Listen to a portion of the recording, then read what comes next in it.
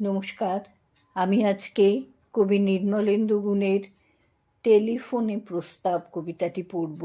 আমি আগমনী সেন।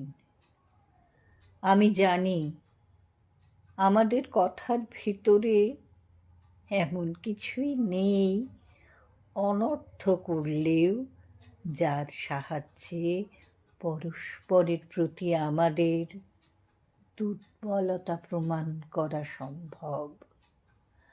আমিও তো তোমার মতোই অসম্পদকৃত জ্ঞানে এতদিন উপস্থাপন করেছি আমাকে।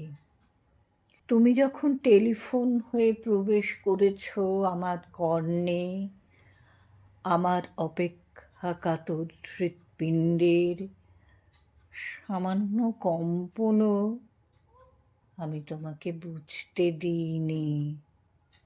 দুর্বলতা ধরা পড়ে যায় পাছে। তুমিও নিষ্ঠুর কম নও, তুমিও বুঝতে দাও না কিছু। জানি আমার কাছেই তুমি শিখেছিলে এই লুকোচুরি খেলা। কিন্তু এখন যখন ক্রমশ ফুরিয়ে আসছে আমাদের বেলা, তখন ভেতরের চঞ্চলতাকে আমরা আর কতটুকু লুকাবো?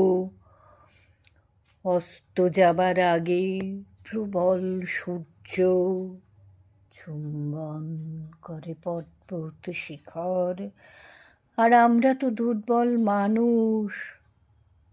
মিলনে বিশ্বাসে নরনারী, কার ভয়ে কি প্রয়োজনে আমরা তাহলে শামুকের মতো স্পর্শমাত্র ভিতরে লুকাই আমাদের পল্লবিত বাসনার সুর।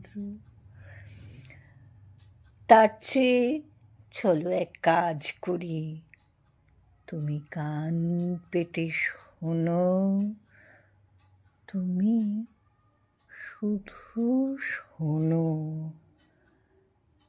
আর আমি শুধু বলি ভালোবাসি। নমস্কার।